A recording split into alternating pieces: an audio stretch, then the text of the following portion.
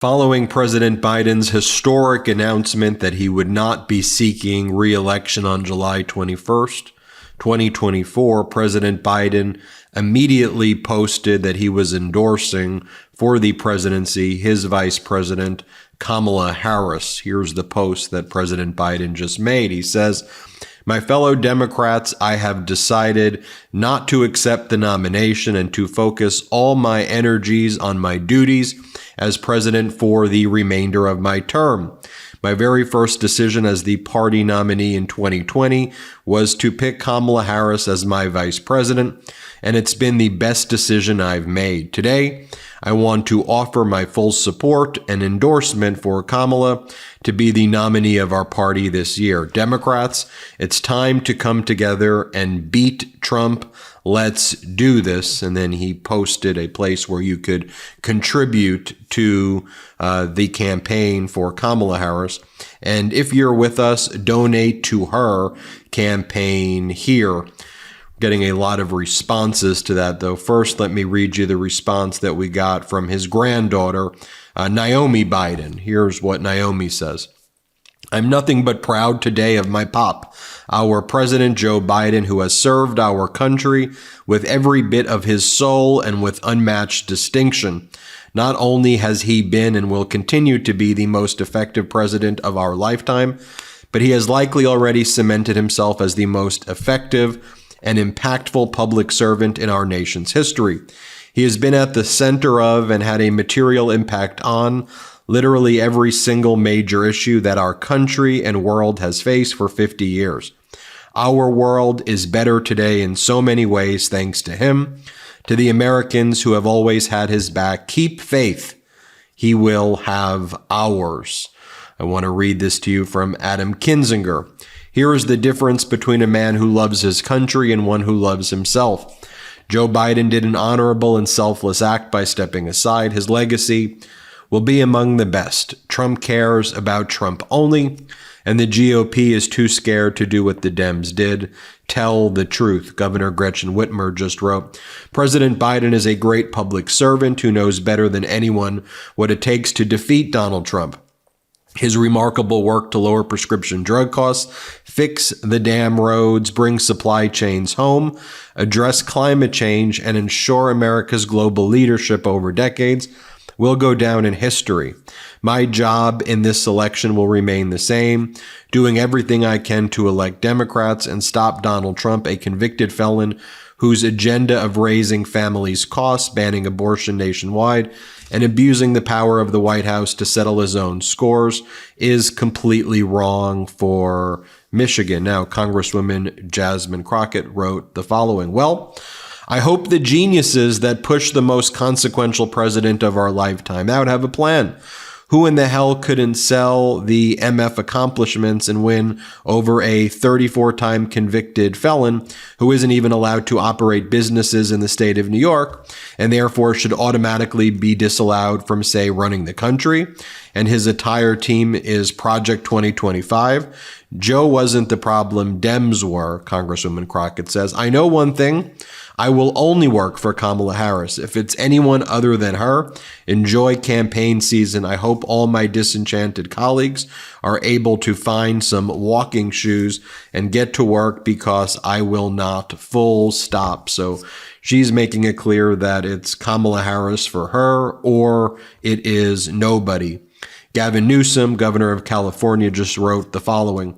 "President Biden has been an extraordinary history-making president, a leader who has fought hard for working people and delivered astonishing results for all Americans. He will go down in history as one of the most impactful and selfless presidents." George Conway wrote, "Joe Biden is a patriot. He has selflessly served this nation with distinction for a half a century and stepped forward to save it in 2020. We Americans again owe him our deepest thanks and respect for putting the country above all else once again. Thank you, Mr. President." Pete Buttigieg, Transportation Secretary, wrote, "Joe Biden has earned his place among the best and most consequential presidents in American history. I'm so proud to serve under his leadership and thankful for his unwavering focus on what is best for our country." Stacey Stacey Abrams. Throughout his career, Joe Biden has shown resilience and a deep belief in the power of unity and democracy. His steadfast stewardship will continue to inspire us as we move forward to build a better America. Now more than ever, we must not only unite to ensure that Donald Trump does not return to the White House, we must champion a vibrant vision for our next American chapter. It is our responsibility to lift every voice and pick up the mantle and fight for justice, equality, and democracy. Let's rally together and show the world the strength and resilience of our democracy. Together we will build a brighter future for all. I want to share this with you. 2 videos here of Vice President Kamala Harris. Here she is at the recent Essence Festival, hammering home the stakes of the election in front of a packed house. Play the clip. Sadly, the press has not been covering it as much as they should in proportion to the seriousness of what just happened when the United States Supreme Court essentially told this individual who has been convicted of 34 felonies that he will be immune from essentially the activity he has told us he is prepared to engage in if he gets back into the White House. Understand what we all know.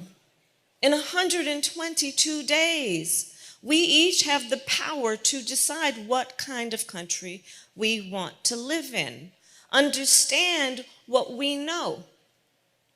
When there has been a full-on intentional attack against hard-fought, hard-won freedoms and rights. When I talk about the family that raised me, yes, they took me in a stroller as they were marching and shouting for justice, knowing that justice will not be achieved unless we are prepared to march and shout and fight for it. And one of the ways we do that is through our vote. And here she is recently as well in a speech in Michigan talking about rejecting political violence and also, though, talking about what's at stake in this election. Play this clip. On Sunday evening, our President Joe Biden issued a call for unity. And there must be unity around the idea that while our nation's history has been scarred by political violence, violence is never acceptable. There can be no equivocation about that.